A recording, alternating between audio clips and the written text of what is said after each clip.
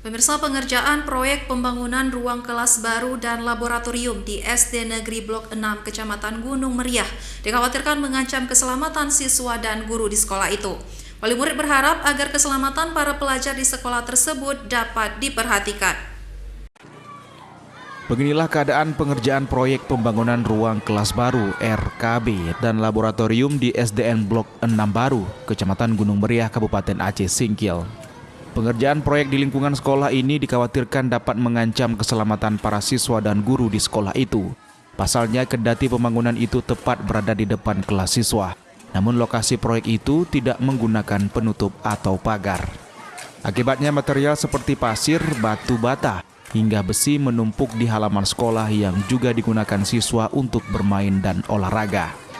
Wali murid Boymin mengatakan banyaknya material itu membuat ia khawatir akan keselamatan anaknya. Ia juga takut anaknya menginjak paku dari limbah bangunan itu.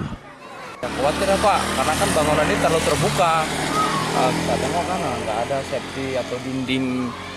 Kalau proyek itu biasanya kan ada dinding seng ya kan, yang bisa membahayakan anak-anak sekolah. Karena anak saya ada sekolah di sini, mungkin ada main-main ke sana, ada besi, ada paku-paku yang nancap di papan gitu.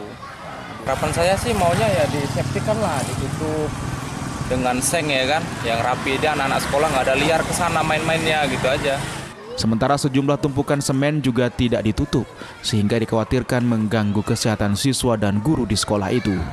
Dari Kabupaten Aceh Singkil, Suparman Munte, iNews melaporkan.